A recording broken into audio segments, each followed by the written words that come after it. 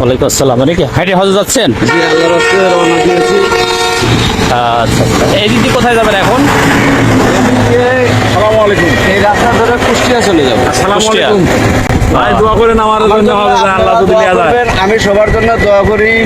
আল্লাহর হস্তে আল্লাহ জানে আমাকে সে জায়গাতে নেয়, আমার মনের আশাটা যেন পূরণ করে। ঠিক আছে, আমরা এই দোয়া কথাই করতেছি। বলি। আপনি কুষ্টিয়া থেকে কোথায় যাবেন? তারপরে কুষ্টিয়া থেকে যাবো বেনাপুল বর্ডারে, যশোর বেনাপুল বর্ডারে। তারপরে ওই দিক দিয়ে ওই দিক থেকে বর্ডার ক্রস করে ইন্ডিয়া দিয়ে চলে যাবো হজে আমি।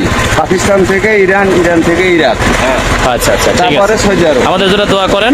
ঠিক আছে, আমি সবার জন্য দোয়া করি, আমার জন্য দোয়া করবেন। আর আমি বাংলাদেশ সরকারের কাছে একটি আবেদন করছি যে আমাকে এই হজে যাওয়ার জন্য আমার কাছে শুধুমাত্র ভিসা আর আছে চেয়ারম্যানের পরিচয়পত্র, ভোটার আইডি কার্ড, তাছাড়া আর অন্য দ্বিতীয় কিছু নেই। আর পিছনে ব্যাগের পিছনে আছে কাফনের কাপড়।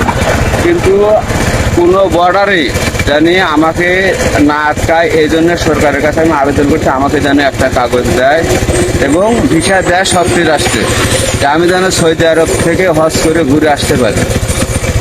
ঠিক আছে। এই বলেই আমি বক্তব্য শেষ করছি। আর যে যেখানে আছেন আমার জন্য দোয়া করবেন, সবার জন্য সালাম রইল। আসসালামু আলাইকুম। আল্লাহকে ভালোবাসলে অবশ্যই একটি লাইক দিয়ে যাবেন।